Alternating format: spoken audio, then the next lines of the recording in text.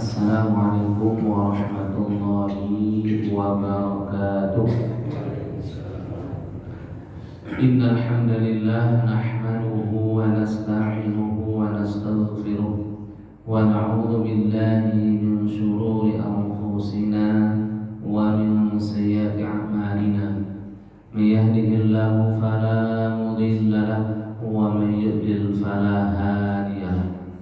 Asyhadu an la ilaha illallah wahdahu la syarika lah wa asyhadu anna Muhammadan abduhu wa rasuluh sallallahu alaihi wasallam la nabiyya wa la rasula ba'da amma ba'd.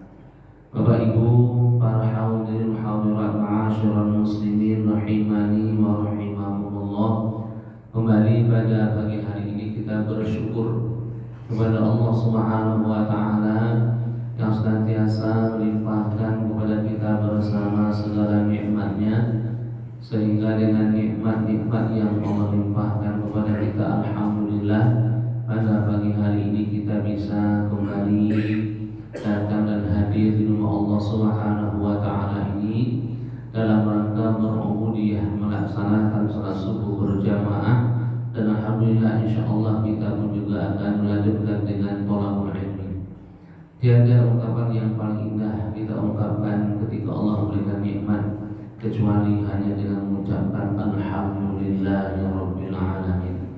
Dan bahkan di setiap pagi di saat kita bangun tidur pun juga Allah menganjurkan, dan Rasulullah sallallahu alaihi wasallam mencontohkan kita membaca doa dengan bukti kita bersyukur kepadanya. Alhamdulillahilladzi ahyana ba'dama amatana wa ilaihin nusyur.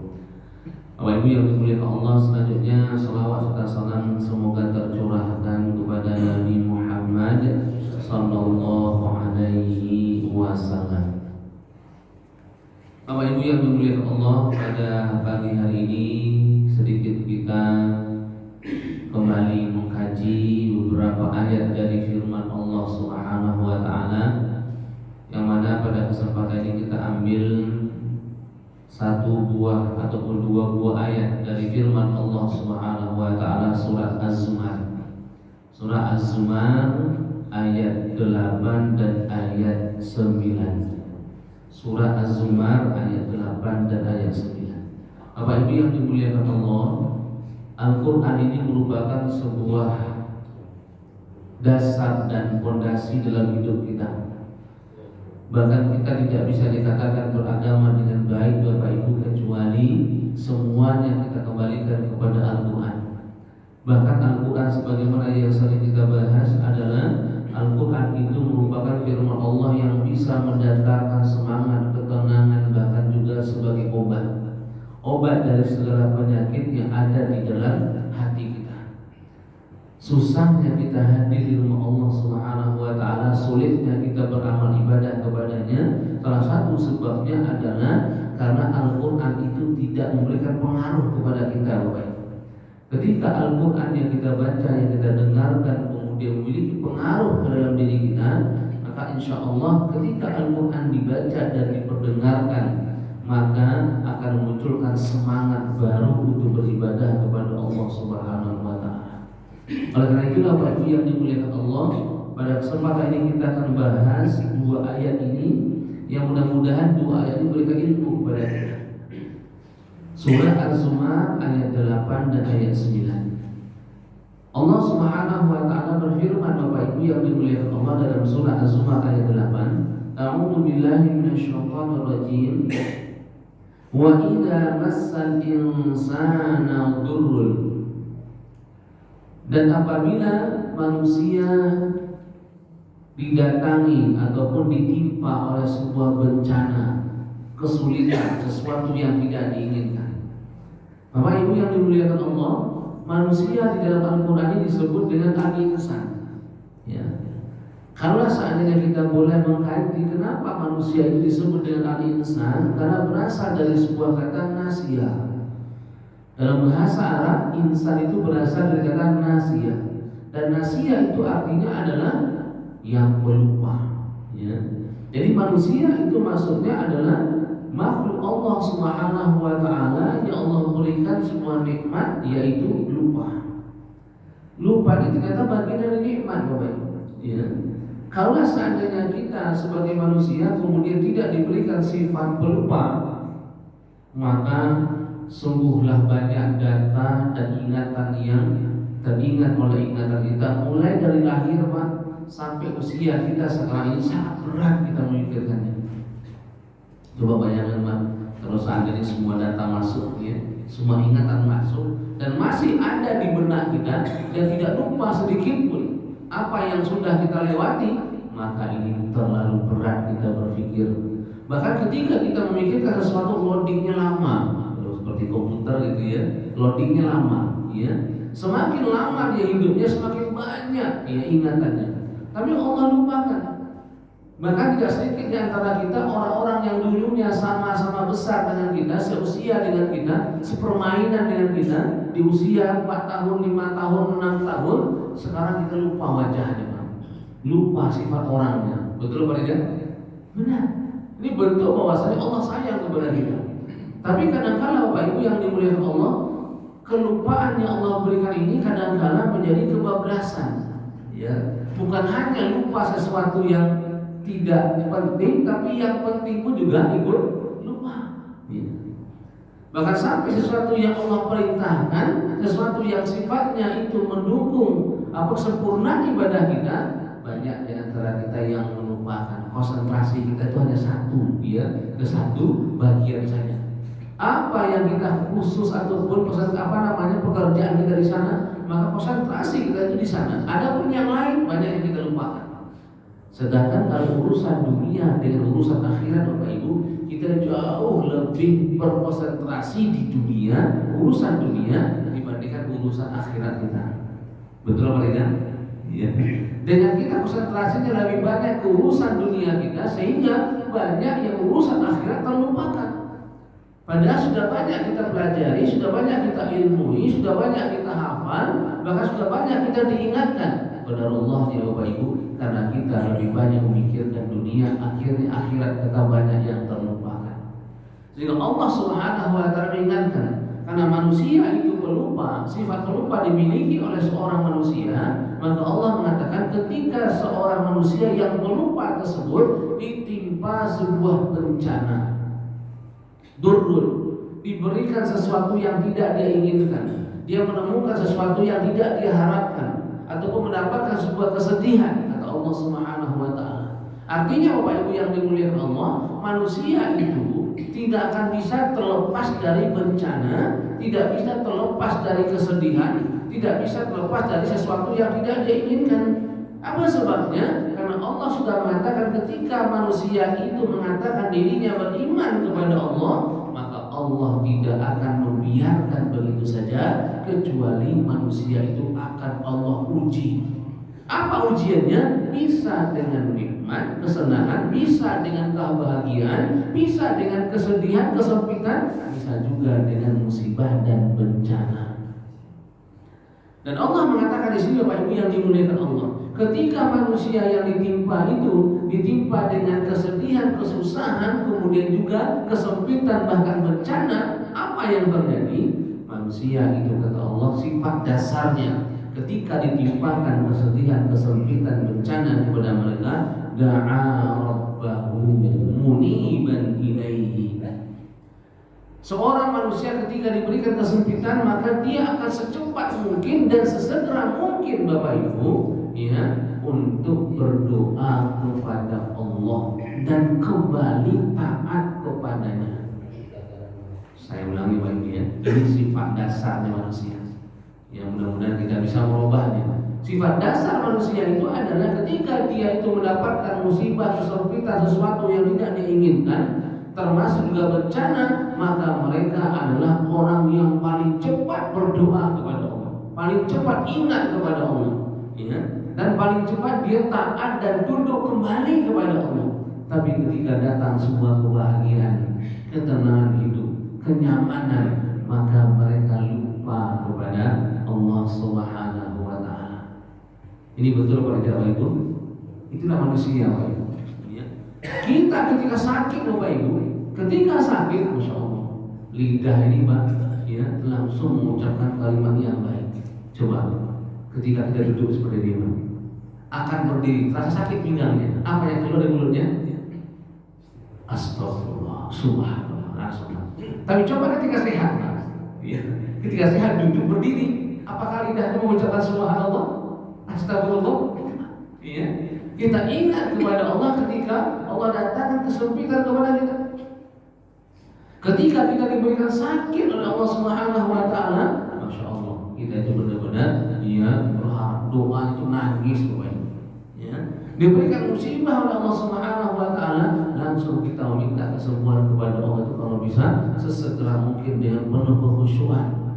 Tapi kita lupa bahwa yang dimuliakan Allah, di waktu kita longgar, di waktu kita lapang, ya, banyak di antara kita yang berdoanya asal-asalan. Yang mintanya itu seolah-olah yang butuh itu Allah, bukan kita. Pada Allah Subhanahu wa taala adalah Zat yang maha kaya dan maha kuasa. Kalau seandainya manusia pertama, Bapak Ibu Nabi Adam alaihissalam sampai manusia yang terakhir, taat kepada Allah semuanya, tidak ada yang ingkar, tidak ada faedahnya bagi Allah.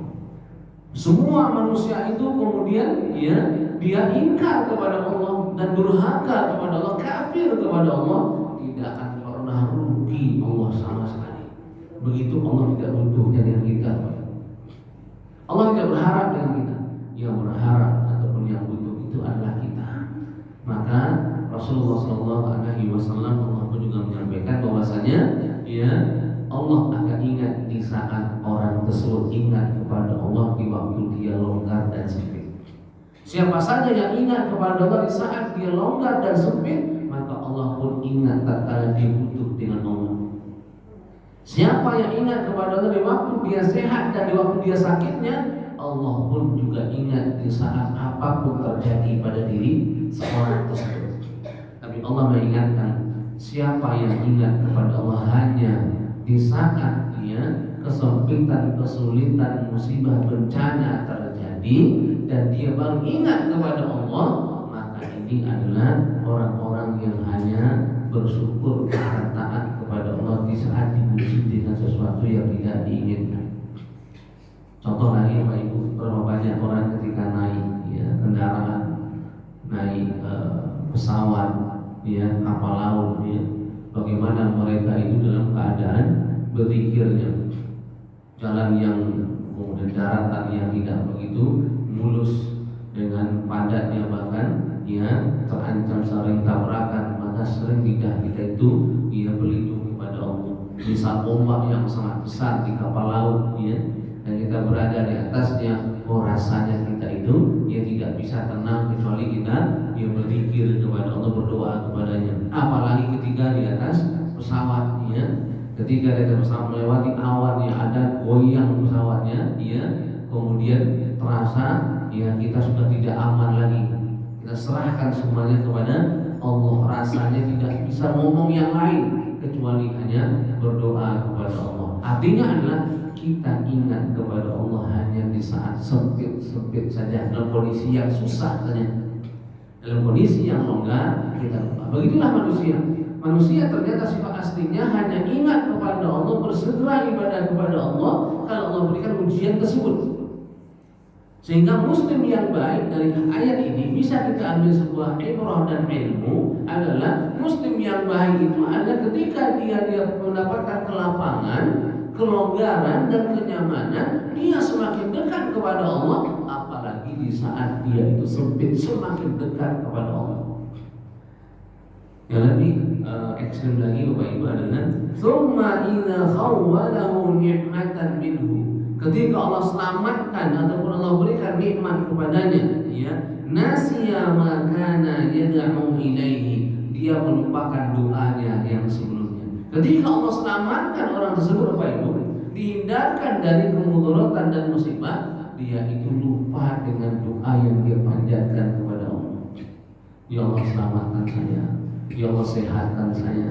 Ya Allah, berikanlah saya keamanan. Ketika dia mendapatkan musibah, berdoa dengan doa seperti itu. Ketika Allah berikan kebahagiaan, dia lupa dengan doa yang pernah dia panjatkan kepada Allah.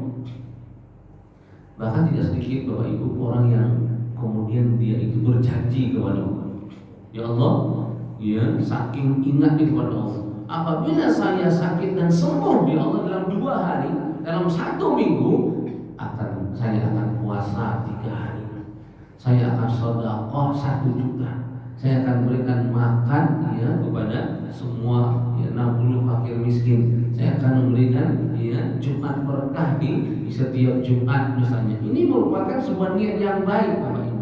Tapi niat yang baik, ibadah yang baik itu digantungkan dengan apa? Digantungkan dengan sebuah ya musibah, sakit. Kalau sembuh dia beribadah, kalau tidak sembuh dia tidak beribadah. Apabila sudah sampai ke nazar Bapak Ibu, nazar ini berbahaya. Jangan dibiasakan bernazar. Ya. Sebagaimana Rasulullah SAW tidak akan ataupun tidak ia pernah seorang itu bernazar kepada Allah kecuali orang tersebut orang yang pelit dan kikir alias bakhil. Ya. Orang yang suka nazar maka orang itu orang yang pelit, orang yang kikir, orang yang bakhil. Apa sebabnya? Karena dia hanya beribadah kalau keinginannya tercapai dan terpenuhi. Kalau seandainya keinginan tidak terpenuhi, maka dia tidak beribadah. Oleh karena itulah Islam mengajarkan bahwasanya Bapak Ibu, surga itu bukan hanya dengan ibadah. Kalau seandainya kita ingin masuk surga dengan pahala, maka pahala ibadah kita tidak banyak Bapak Ibu. Kira-kira pahala kita banyak apa tidak? Ya, ibadah kita sedikit Bapak Ibu, ya. Sangat-sangat sedikit. Kalau kita mengandalkan pahala dari ibadah kita untuk masuk surga, ya tidak akan mungkin surga bisa diraih dengan pahala kita. Terlalu murah surga Bapak Ibu, ya. Surga itu sangatlah mahal. Karena itulah Allah mengatakan atau Rasulullah memberikan, ya, menyampaikan kepada kita, surga itu memang dengan rahmat Allah Subhanahu wa taala, ya. Maka dikatakan wa man yarju rahmata rabbi, siapa yang mengharapkan rahmat Tuhannya, itulah rahmat itulah yang akan masukkan manusia ke dalam surga. Salah satu cara mendapatkan rahmat itu adalah dengan cara apa? Dengan cara kita beribadah kepadanya dengan baik, ibadah dengan sempurna, ibadah sesuai dengan harapan Allah dan Rasulullah Sallallahu Alaihi Wasallam. Kemudian Allah melanjutkan, ini yang banyak terjadi. Setelah manusia diberikan kesempitan sesuatu, ditimpa sebuah musibah dan Allah selamatkan dan dia lupa dengan doanya, di samping dia lupa dengan doanya, wa ja'ala lillahi andadan. Bahkan setelah Allah selamatkan, setelah Allah berikan mereka kelonggaran, kesempitan, dia hilangkan kesempitan, maka mereka itu memperserikatkan Allah dengan yang lain, melakukan kesyirikan, mempersekutukan Allah dengan yang lain. Pernah ada seorang muslim yang sakit sangat lama sekali, berobat kemana-mana nggak sembuh. Kemudian tiba-tiba datang temannya, ditanyakan sakitnya apa. Kemudian dia mengatakan, silakan berobat ke dokter si Fulan. Ya. Dokter Fulan itu, ya, dia itu mampu dan bahkan banyak orang yang berobat ke sana, ya, dan sembuh. Dan karena ingin sembuh Bapak Ibu, ialah orang muslim yang sakit ini termotivasi di kalimat temannya. Akhirnya berangkatlah ke dokter Fulan tersebut dan berobatlah di sana.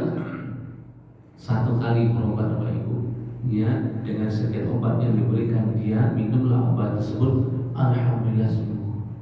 Dan orang yang sakit ini, muslim yang sakit, bercerita, ketika Allah berikan kesembuhan yang sudah sekian kali dia berobat nggak sembuh-sembuh, dengan dokter yang terakhir kemudian sembuh, apa katanya? Dokter ini hebat, ya. Obatnya mujarab, obatnya sangat ampuh, ya.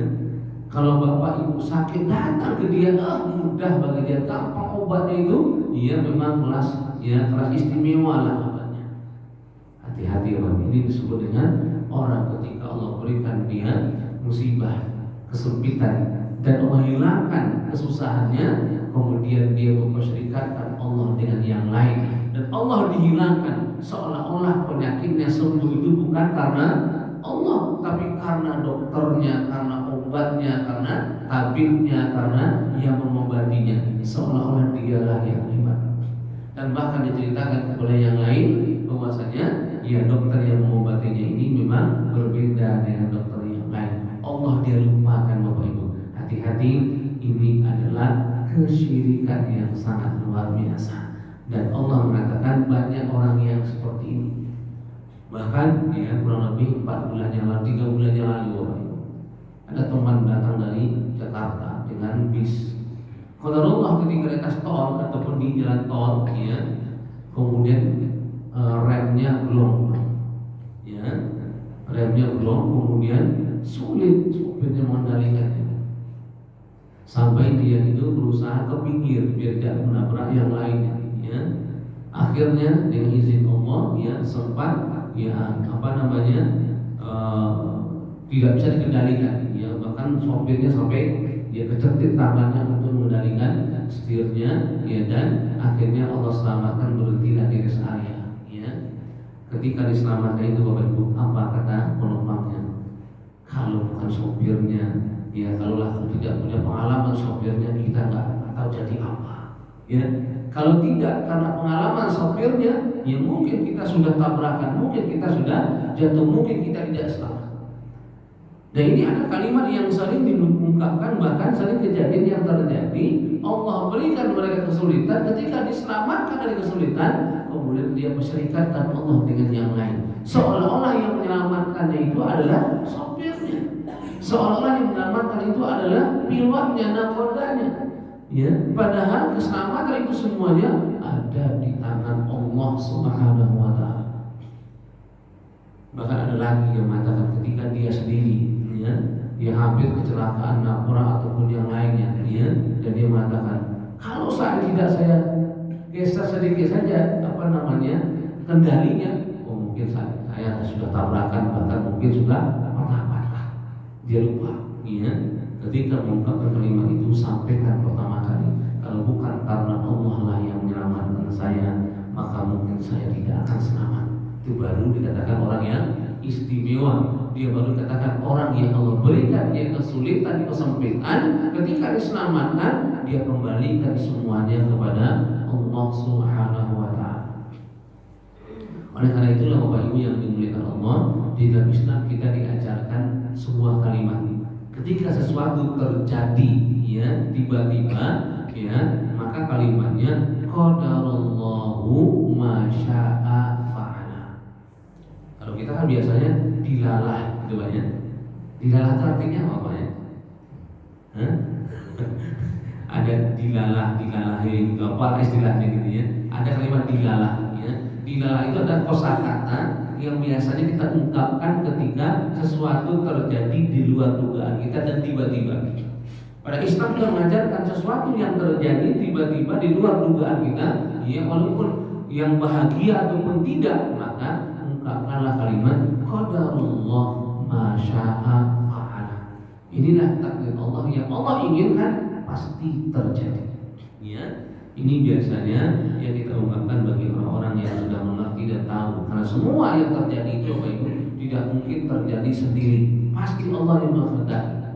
Ada orang yang jatuh, ada orang yang sehat, ada orang yang kepleset, ada orang yang tabrakan, ada orang meninggal tiba-tiba. Semua kejadian yang terjadi di muka bumi ini tidak mungkin terjadi kecuali atas kehendak Allah. Bahkan sampai satu daun saja yang jatuh dari ranting pohonnya, seperti apa jatuhnya di tanah tersebut, itu semuanya atas pengetahuan Allah Subhanahu wa Ta'ala.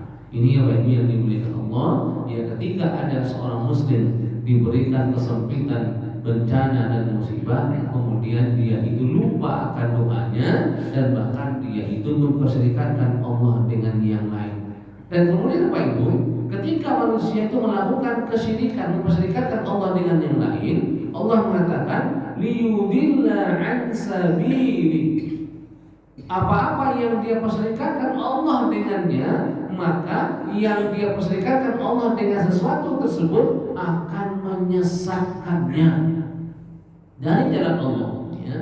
Apa saja yang diyakini selain Allah, yang mendatangkan kesehatan, yang mendatangkan kenikmatan, yang mendatangkan menghilangkan ya kesusahan yang dia miliki, dia sandarkan kepada selain Allah. Ketahuilah yang dia bersandar dengannya selain Allah ini akan menyesatkan dari jalan Allah Subhanahu wa Ta'ala.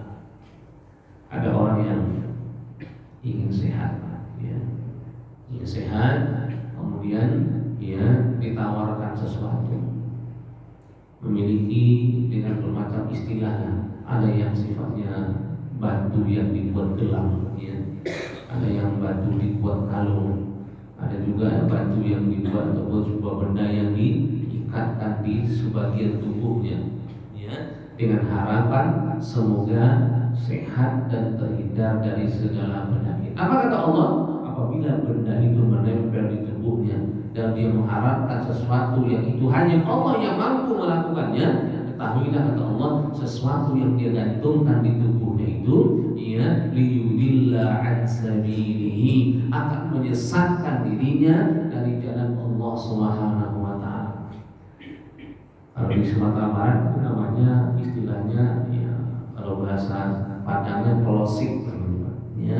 Polosik itu adalah biji pohon pinang kemudian diikat, ya, ditempelkan ataupun diikatkan di tubuh seorang anak yang masih balita, baik di tangannya, di pinggangnya, di kakinya, di lehernya, dan dia mengatakan ini penangkal dari penyakit, ya, yang biasanya anak itu panas tinggi, ya, dan kemudian sering lama panasnya, ya, maka diambillah biji pohon pinang kemudian diikat dan dimasukkan ataupun diikatkan di tubuh anak tersebut dengan harapan anaknya terhindar dari sakit. Hati-hati, ini muslim, ya, dan dia menggantungkan kepada benda tersebut. Siapa yang menggantungkan keselamatannya, kesehatannya kepada benda tersebut, maka ya Allah akan mengatakan akan disesatkan oleh benda tersebut. Kemudian Allah mengatakan lagi, qul tamatta bi kufrika qalilan. Siapa yang dia itu selalu ingkar kepada Allah, selalu melakukan yang tadi, ketika dia diberikan kesempitan kemudian dia berdoa, setelah diberikan kelapangan dia itu memperserikatkan Allah, maka ingkar kepada Allah, bahkan kufur kepada Allah, melakukan kesyirikan kepada Allah. Apa kata Allah? Ya tamatta bi kufrika qalilan. Silakan kamu nikmati kekufuranmu, ya, dan itu hanya sesaat. Allah membiarkan. Maka banyak di sekarang ini, ya, kalau di zaman nabi-nabi sebelumnya kan langsung ketika nabinya hidup ada orang yang ingkar kepada Allah, yang kufur kepada Allah, langsung nabinya berdoa kepada Allah, ya Allah, hancurkan umat, berikan dia itu azab, ya Allah, berikan mereka sanksi yang ingkar kepadamu, ya Allah. Nabi Muhammad SAW berbeda. Begitu banyaknya orang-orang yang kufur, begitu banyaknya orang-orang yang kafir, begitu banyaknya orang-orang yang ingkar kepada Allah, Allah berikan kehidupan yang enak, Allah berikan kehidupan yang nyaman. Maka kehidupan yang kita lihat secara kasat mata kita, kehidupan yang bahagia, semua nikmat diberikan kepadanya. Coba kita tanyakan, Pak, di Cilacap ini yang paling kaya yang banyak muslim atau non muslim? Ya? Halo? Yang paling kaya, yang banyak hartanya di Cilacap ini, Pak, orang muslim atau non muslim, Pak? Ya. Yang banyak tanahnya, ya, yang ada di Kota Cilacap ini, yang muslim atau non muslim, Pak? Non muslim, Pak. Ya. Saya punya teman kemarin pernah sholat di sini, Pak, namanya Mas Imam, ya, di Sengarai, belum sana. Beliau adalah kontraktor, ya, developer, ya.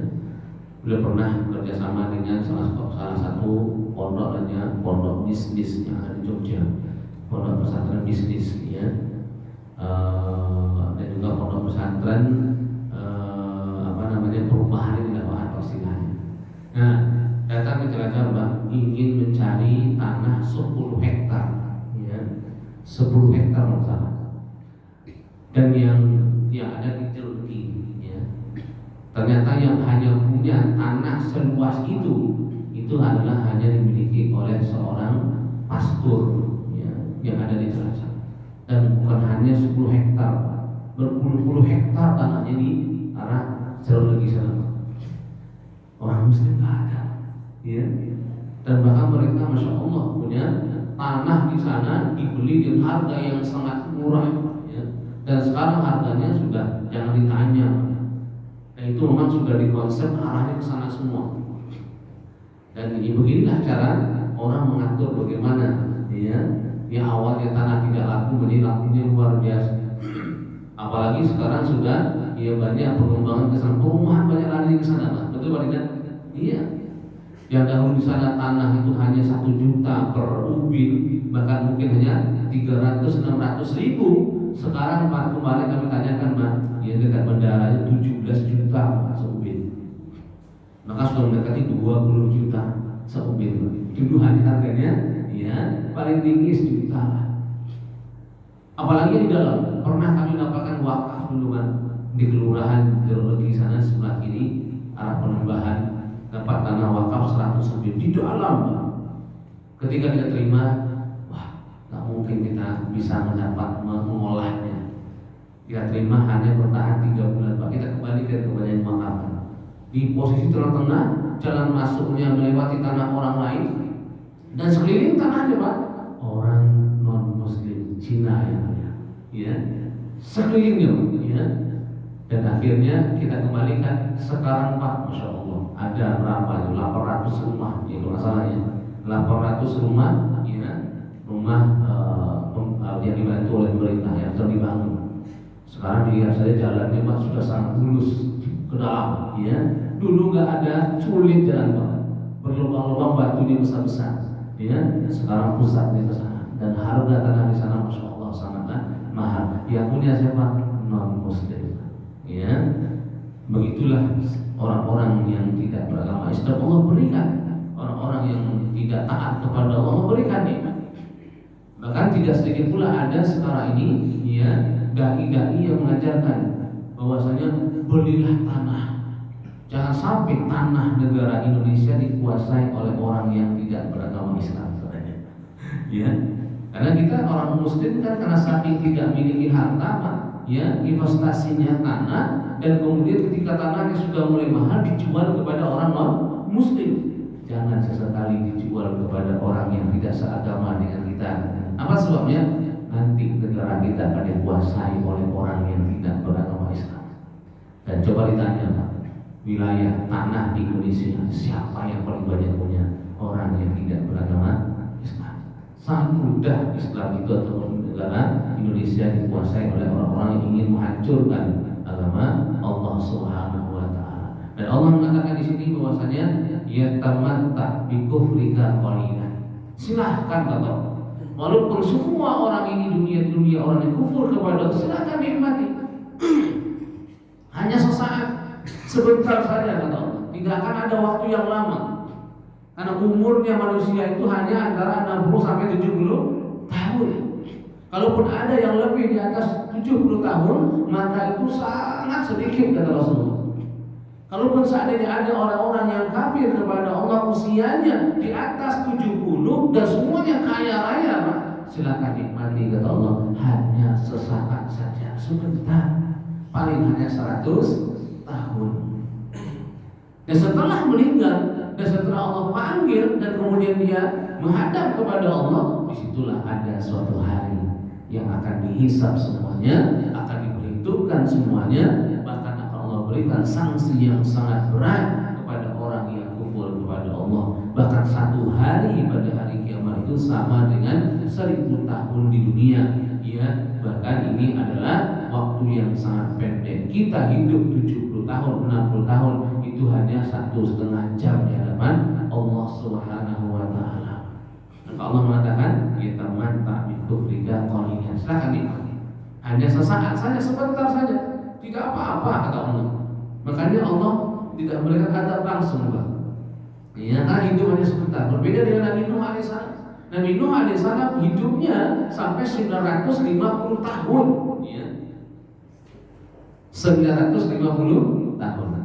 Kira-kira Bapak Ibu mau nggak hidup selama 950 tahun? Mau Bapak Ibu? Dikasih usia sepanjang hidup 60 tahun saja Bapak Ibu kita sudah tidak bisa dan jongkok berdiri Pak. 60 tahun sulit berdiri lama saja kita sudah nggak kuat Pak. Tidak terbayang oleh kita bagaimana kalau usia sampai 900 tahun kayak apa posisi kesehatan kita Makanya kita tidak mampu. Begitu sayangnya Allah berikan usia sesuai dengan kemampuan kita. Janganlah kita berdoa kepada Allah diberikan umur yang panjang, ya. Tapi berikanlah berdoa kepada Allah, ya Allah berikanlah saya umur yang bermanfaat, umur yang berfaedah, penutup yang baik. Itu cukup Bapak Ibu. Kalau kita berdoa umur yang panjang, kemudian semua orang mendoakan umur kita yang panjang, Pak, tubuh kita yang tidak kuat, Pak, fisik kita yang tidak mampu dengan usia yang sangat panjang tersebut. Sehingga Allah mengatakan dalam firman-Nya, silakanlah kalian itu tamat tak bikuf rika qalilan, silakanlah kalian nikmati yang namanya kekufuran itu, dan itu hanya sesaat. Innaka min ashabin nar, sesungguhnya kata Allah, innaka, sesungguhnya engkau orang-orang yang kafir, orang-orang yang kufur tersebut, yang ingkar kepada Allah, mereka semuanya ada penghuni neraka Allah Subhanahu wa taala. Sehingga Allah sudah mencatat Bapak Ibu, Allah sudah memvonis, bahkan Allah sudah menentukan siapa saja yang ingkar kepadanya dan dia meninggal dalam kondisi kekufurannya kepada Allah, maka orang tersebut Allah pastikan sebagai penghuni neraka Allah Subhanahu wa taala. Sudah pastikan, ya. Bahkan jangankan ketika dia sudah hidup, sebelum dia itu keluar dari rahim ibunya, 4 bulan di rahim ibunya, maka turunkan malaikat rahim untuk menjaga rahim seorang ibu, dan bahkan Allah pun juga merintahkan menulis semua takdir manusia yang akan lahir. 4 bulan kita berada dalam rahim ibu kita. Kehidupan kita baik dan tidak baik ditentukan di dalam rahim ibu kita. Dan ketika di rahim ibu kita pun juga ditentukan hidup kita ini di dalam surga Allah ataupun di dalam neraka Allah. Sudah Allah tentukan, Pak. Dan takdir ini Allah simpan di sebuah tempat namanya Lauhul Mahfuz, tempat yang sangat Allah jaga. Tidak ada satupun makhluk yang bisa masuk ke tempat itu kecuali dengan izin Allah Subhanahu wa taala. Jangankan kita manusia biasa, jangankan Nabi Muhammad SAW, malaikat yang sangat dekat dengan Allah yang beliau lewati, berlalu lalang ibaratnya, yang mengerti Lauhul Mahfuz, tempat yang terjaga, tidak bisa masuk ke dalam tempat tersebut, tidak bisa mengerti. Dan takdir yang sudah Allah letakkan di Lauhul Mahfuz, di tempat yang terjaga itu Bapak Ibu, apa kata Rasulullah, akan bisa dirubah dengan berdoa. Kalaupun seandainya naudzubillah min dzalik Allah takdirkan kita meninggal tidak baik Bapak Ibu, takdir meninggal tidak baik bisa dirubah dengan kita berdoa kepada Allah Subhanahu wa taala. Semakin sering dan banyak kita berdoa kepada Allah di waktu-waktu yang mustajab, maka Allah akan merubah takdir kita sesuai dengan permintaan kita. Oleh karena itulah ibu dan bapak yang dimuliakan Allah, jangan kita itu lupa selalu berdoa dengan yang baik kepada Allah, tentunya terutama diwafatkan dengan husnul khotimah dan dimasukkan ke dalam surga dan dijauhkan dari api neraka. Ini jangan sampai ditinggalkan. Doa-doa seperti ini jangan sampai kita lupakan dalam doa kita, karena inilah yang kita harapkan dan ini tujuan hidup kita. Dan takdir yang tidak baik tersebut bisa berubah menjadi apa yang kita inginkan sesuai dengan ridho Allah Subhanahu wa taala. Apabila ada orang yang meninggal dan dia masih berada di atas kekufurannya dan belum bertobat kepada Allah, maka orang tersebut min ashabin nar, termasuk orang-orang yang akan menghuni di dalam neraka Allah Subhanahu wa taala. Ini ayat yang ke-8 Bapak Ibu. Ayat yang ke-9. Nah, ini ayat 9 ini Bapak Ibu yang paling penting mungkin untuk kita amalkan. Allah Subhanahu wa taala berfirman, amman huwa qanitun ana al-laili sajidan wa qa'iman yahdharul akhirata wa yarju rahmata rabbih. Allah mengatakan tidaklah sama orang-orang yang taat, orang-orang yang tunduk, orang-orang yang patuh dengan orang yang tidak taat kepada Allah. Tidak sama, jangan disamakan kata Allah. Dan orang yang taat itu punya 4 ciri, Pak. Nah, mudah-mudahan kita mendapatkan ciri-ciri. Ciri-ciri orang yang taat kepada Allah yang pertama adalah ana al-laili sajidan. Orang yang taat itu orang-orang yang qanit, orang-orang yang patuh kepada Allah. Ciri pertama adalah dia itu bangun di pertengahan malam dan untuk bersujud bersujud kepada Allah. Ana al-laili sajidan, ya. Jadi orang yang taat itu Bapak Ibu standarnya setelah melaksanakan yang wajib, standarnya adalah dia bangun tengah malam sepertiga malam akhir ataupun malam hari, dan bangunnya itu untuk bersujud kepada Allah Subhanahu wa taala. Itu baru namanya taat.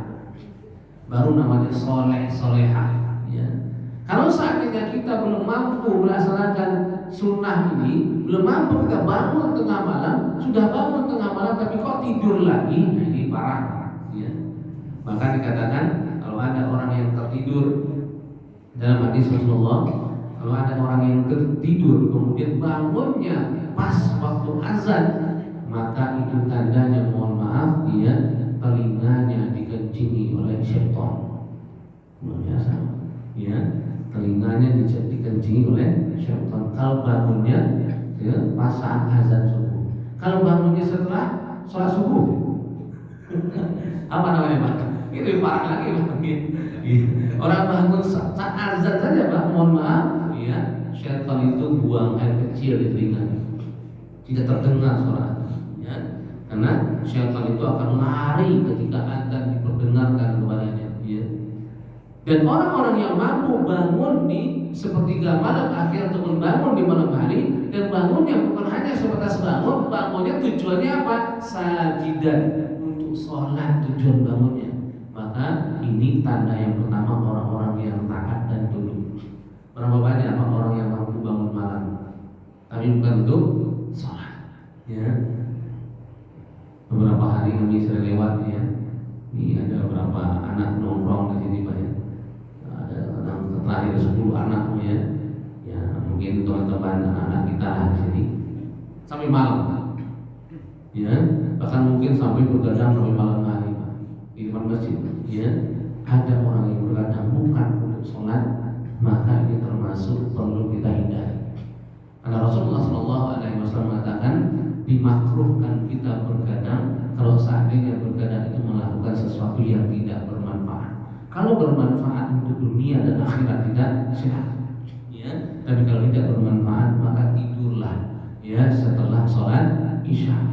Setelah sholat isya maka tidurlah, karena kita dianjurkan sebagai orang yang taat bangun ana al-laili sajidan, bangun di malam hari dan sholat kepada Allah Subhanahu wa taala.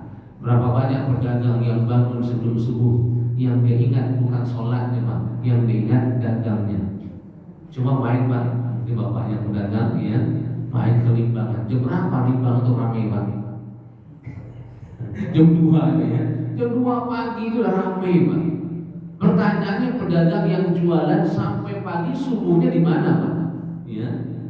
Saking ramainya barang yang dia jual, banyak pembelinya, bahkan sampai nongkrong berdiri nunggu sampai pagi Pak. Jam 6 pagi, jam 1 mulai sudah agak bersih total semuanya. Di mana subuhnya? Ada yang subuhnya nunggu dibersihkan semuanya, ya. Nah, ini adalah termasuk orang-orang yang dia belum muncul ketaatan kepada Allah Subhanahu wa taala. Tanda pertama. Yang kedua, wa qa'iman. Tanda yang kedua adalah wa qa'iman, mengisi malam harinya dengan segala macam ketaatan. Oleh karena itulah Nabi kita Nabi Muhammad SAW mencontohkan, beliau selesai sholat malam saja lama sholat malamnya, bahkan sampai bengkak kakinya untuk sholat malam. Bahkan Aisyah radhiyallahu anha mengatakan Nabi Muhammad banyak menghabiskan malamnya dengan sholat kepada Allah. Artinya adalah ketika kita sudah sholat, isilah dengan kegiatan yang lain. Bisa dengan berzikir, bisa dengan berdoa. Kalau kita sudah berdoa, kita sholat Pak, masih ada waktu, berzikirlah kepada Allah. Orang-orang yang berzikir di waktu sahur itu termasuk orang yang sangat mulia. Itu ciri yang kedua Pak, yang mengisi waktu, ya, malamnya dengan berzikir kepada Allah. Kemudian ciri yang keempat orang yang taat itu adalah yahdharul akhirah, mereka takut kepada hari akhirat. Ketika hidup di dunia ini, yang paling mereka takutkan adalah ketika sampai dan dibangunkan, dibangkitkan pada hari kiamat kelak, pada hari akhirat. Ketika hari akhirat nantinya, mampukah mempertanggungjawabkan semua nikmat yang Allah berikan kepadanya? Itu yang ditakutkan. Jangan sampai dikelompokkan kepada, ya, ashabus shimal, kepada kelompok yang sebelah kiri. Karena sering kita sampaikan bahwasanya nanti pada hari kiamat itu Bapak Ibu hanya dua kelompok manusia. Ada kelompok sebelah kanan, ada kelompok sebelah kiri. Kelompok sebelah kanan akan digiring, akan dibawa ke dalam surga, dan kelompok yang sebelah kiri akan dihalau masuk ke dalam neraka Allah Subhanahu wa taala. Dan orang yang takut kepada Allah sebelum dia meninggal, sebelum dimasukkan ke dalam liang lahatnya, sebelum datang hari kiamat, di dalam hatinya ketika di dunia sudah ada rasa takut itu.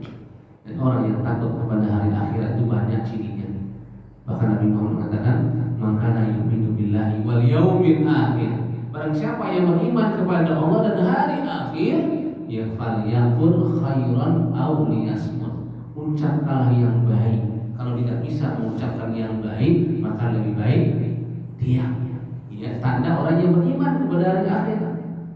Maka juga di hadis yang lain, orang yang beriman kepada Allah dan hari akhir itu tandanya adalah orang yang menghormati, menghargai ya tetangganya, dan juga orang yang menjalin hubungan silaturahim. Tetangga dalam Islam Bapak Ibu yang dimuliakan Allah tidak dibedakan antara muslim dan non muslim. Selama itu adalah tetangga kita, di dalam urusan muamalah kita, maka silakanlah kita itu bersama dengan mereka. Yang tidak boleh dalam urusan ibadah, ya, ibadah. Oleh karena itulah Islam mengajarkan bahwasanya ya takutlah kita pada hari akhirat, yang mana pada hari akhirat itu Bapak Ibu tidak ada pertolongan kecuali hanya pertolongan Allah Subhanahu wa taala. Dan yang terakhir adalah Bapak Ibu yang keempat, ciri orang yang taat itu kepada Allah adalah wa yarju rahmata rabbi. Dia mengharapkan kasih sayangnya Allah, rahmatnya Allah, itu yang diharapkan. Melakukan semua ketaatan kepadanya walaupun dijanjikan pahala yang sangat besar, ya, yang diharapkan yang paling utama adalah rahmat Allah Subhanahu wa taala. Pahala itu bonusnya, ya, bonus yang Allah berikan kepada orang yang taat. Boleh kita beribadah kepada Allah mengharapkan pahala, tapi jangan lupa yang pertama kali yang kita harapkan bukan pahalanya, tapi adalah rahmatnya. Ada orang yang puasa, puasa yang dilakukan supaya sehat. Ketika dia puasa kok nggak sehat-sehat, Pak? Ya, apakah puasanya masih berlanjut? Ya, kalau masih berlanjut bagus. Berarti dia mengharapkan rahmat bukan dia kesembuhan. Ya. Berapa banyak orang yang sholat duha? Apa tujuannya? Sholat duha supaya rezekinya lancar, Pak. Sudah sholat duha sampai bertahun-tahun rezekinya nggak pernah lancar, Pak. Apakah sholat duhanya masih berlanjut? Kalau masih, maka ini termasuk orang yang mengharapkan rahmat Allah. Kalau berhenti, Pak, maka orang ini adalah orang yang tidak mengharapkan rahmat Allah, hanya mengharapkan dunia. Berapa bulan yang lalu, Pak, datang orang ke rumah saya, Mas dari negara ini, Pak, cerita hidupnya sedikit Allah berikan kesusahan. Ya. Apa katanya? Saya sudah pengajian, kemana-mana ikut pengajian. Sholat 5 waktu sudah ke masjid, ya. Bahkan saya sering mengikuti membantu pengurus masjid, berdoa nggak kurang-kurang. Tapi rezeki saya kok susah terus ya saya. Artinya ada ibadah itu mengharapkan dilonggarkan, dilancarkan rezekinya. Ketika tidak Allah berikan, dia kecewa. Artinya orang yang belum ikhlas beribadah kepada Allah. Beribadahlah kita kepada Allah, bukan hanya mengharapkan dunia saja. Nah, ini Bapak Ibu yang dimuliakan Allah. Ada 2 buah ayat yang terdapat dalam surah Az-Zumar yang bisa kita ambil ibrah dan pelajarannya. Yang pertama adalah manusia itu punya sifat dasar, ingat dan taatnya hanya ketika sempit dan susah, ya, kepada Allah. Ketika longgar banyak di antara kita yang lupa. Oleh karena itu mari sama-sama kita jangan termasuk kelompok yang seperti ini. Ingatlah kita kepada Allah di saat sempit dan di saat kita longgar. Insya Allah Allah akan membantu kita di saat kita membutuhkan. Yang kedua, ciri-ciri orang yang taat kepada Allah adalah yang pertama, orang yang bangun tengah malam dan dia sholat malam dan mengisi, yang kedua mengisi malam-malamnya dengan segala macam ketaatan kepada Allah, dan yang kedua takut kepada hari akhirat dengan ditampakkan ibadahnya semakin meningkat, dan yang terakhir adalah dia mengharapkan rahmat Allah Subhanahu wa taala, karena dengan rahmat Allah lah bisa mendapatkan surga Allah Subhanahu wa taala. Ini yang bisa kita sampaikan, Ibu. Waktu suruh sudah datang atau belum? Berapa menit lagi Pak? 8. Hah? Oh, lewat 5 menit ya, baik. Mungkin itu yang bisa saya sampaikan Bapak Ibu ya. Kalau ada pertanyaan yang terkait dengan apa yang kita sampaikan, nanti silakan ditanyakan ataupun di luar tema kita ya, sambil menunggu tim konsumsi menyiapkan sesuatu begitu Pak ya. Baik, monggo Bapak Ibu kalau ada pertanyaan silakan sebentar gitu Bapak. Ini tentu kita berpikir atau mungkin kita baca Al-Quran, tapi kita nggak bawa mushaf ya, itu bisa di kendaraan pas kita berjalan. Tapi kondisi kita itu aneh, maksudnya nggak suci, maksudnya kan batal dulu kan, itu sudah gimana? Karena kita mungkin menghafal ya, atau nggak bisa ambil, itu gimana? Dibandingkan dengan yang membaca Quran. Dibandingkan dengan lagi yang kedua gini, kemarin waktu pengajian kemarin untuk sujud sajadah ya, pas kita baca Quran, itu kan mungkin tata cara sujudnya itu bagaimana? Kalau mungkin posisi kita itu di kursi ya, di kursi ya, itu kita ngambil sujudnya itu harus menghadap kiblat atau enggak? Itu harus, pokoknya kita kan lantai nggak tahu ya bersih apa enggak kan, seperti itu. Itu gimana kalau dibandingkan dengan sujud misalnya? Cukup Pak? Dua Pak ya. Pertama Pak Ibu, zikir tanpa suci dan tanpa melihat Al-Quran. Kalau zikir kita menggunakan Al-Quran Pak ya.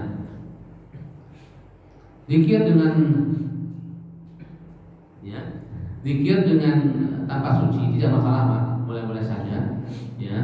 Karena zikir itu tidak harus dalam kondisi bersih ataupun suci maksudnya. Tidak, walaupun tidak berwudu diperbolehkan. Tapi kalau seandainya kita bisa berwudu, afdal dan lebih baik kita berwudu terlebih dahulu dalam kondisi kita suci ya. Dan kemudian kita berzikirnya dengan membaca firman Allah dengan tanpa melihat mushaf ya. Itu boleh apa tidak atau bagaimana ya? Diperbolehkan Bapak Ibu yang dimuliakan Allah, bahkan juga tidak dilarang dengan kondisi demikian, dan bahkan itu memudahkan kita berzikir baik baca Al-Quran ataupun juga zikir kalimat-kalimat yang lain yang tidak dalam kondisi suci dan tidak membaca Al-Quran, maka diperbolehkan selama tempatnya bukan di tempat yang terlarang. Di mana tempat yang terlarang? Tempat yang terlarang itu dua. Pertama adalah di pemakaman, di kuburan. Yang kedua adalah di toilet ataupun tempat yang kotor. Kenapa di kuburan dilarang Bapak Ibu? Karena kuburan itu bukanlah tempat ibadah. Kuburan itu bukanlah tempat kita sholat, tapi kuburan itu tempat kita mengingat tentang kematian dan mendoakan jenazah yang ada di dalam pemakaman tersebut. Itu banyak yang pertama. Yang kedua, sujud sajadah. Sujud sajadah itu adalah sujud yang kita lakukan di saat mendengarkan ayat-ayat sajadah atau di saat membaca ayat-ayat sajadah. Bagaimana cara sujudnya? Cara sujudnya adalah dengan kita hanya sujud satu kali saja.